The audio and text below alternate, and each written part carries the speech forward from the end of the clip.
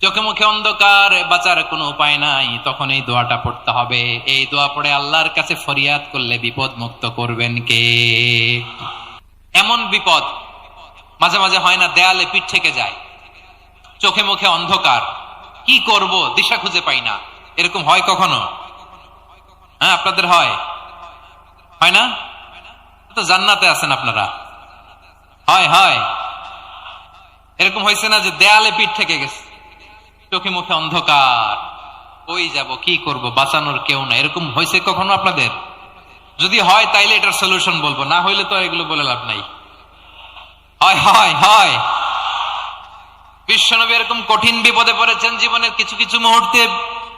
ওই মুহূর্তে বিশ্বনবী স্পেশাল দুইটা দোয়া পড়তেন। এই দোয়াগুলো আপনাদেরকে জানিয়ে দেয়। বিশ্বনবী বলেন, কঠিনতম বিপদে যখন পড়বা, দেয়ালে পিঠ থেকে যায়, চোখে মুখে অন্ধকার, বাঁচার কোনো উপায় নাই, তখন পড়বা লা ইলাহা ইল্লা আনতা সুবহানাকা ইন্নী কুনতু মিনাজ জালিমিন।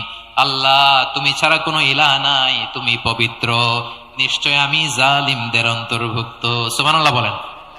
এই দোয়া সাইয়েদনা ইউনূস আলাইহিস সালাম পড়েছিলেন যখন মাছের পেটে ছিলেন। কিসের পেটে? এবং অনেক মুফাসসিরিন ইকরাম বলেছেন, অনেক আহলুল ইলমরা বলেছেন, এটা হচ্ছে ইসমে আজম। ইসমে আজম এমন দোয়া যেটা দিয়ে দোয়া করলে আল্লাহ দোয়া কবুল করে, কিন্তু এটা কোনটা, এটা নিয়ে ইখতিলাফ আছে। কোন কোন আহলুল ইলম বলেন এই লা ইলাহা ইল্লা আনতা সুবহানাকা ইন্নী কুনতু মিনাজ জালিমিন, এটা হচ্ছে ইসমে আজম। সাইয়েদনা ইউনূস আলাইহিস সালাম পড়েছেন, আপনারা পড়েননি? তুফান হইলে পড়েন না? আমাদের এলাকায় তো এটা খুব, এটার উপর ব্যাপক আমল আছে। পটুয়াখালীতে কি অবস্থা বলেন? পড়েন পড়েন পড়েন পড়েন। একটা গল্প শুনেছিলাম, পাক হানাদার বাহিনী যখন বাংলাদেশে অ্যাটাক করতো, ৭১ সালের ঘটনা বলতেছে, আমরা তো দেখি নাই, শুনছি আর কি।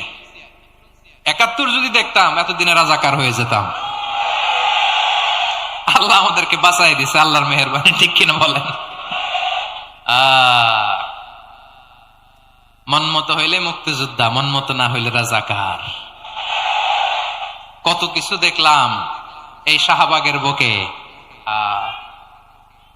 আল্লাহ, ৭১ সালে দেখি নাই, আমরা শুনেছি পাক হানাদার বাহিনী জিজ্ঞেস করত মুসলিম না অমুসলিম চেক করার জন্য, বলতো কালেমা বল, কালেমা বাতাও।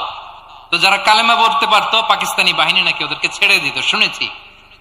তো একজনকে, এক বাঙালিরে পেয়ে তার মাথার মধ্যে বন্দুকের নল ধরে বলতেছে, কালেমা বল সালে, কালেমা বাতা, কালেমা বল। তো ভয়ের চোটে এই দোয়া পড়া শুরু করছে,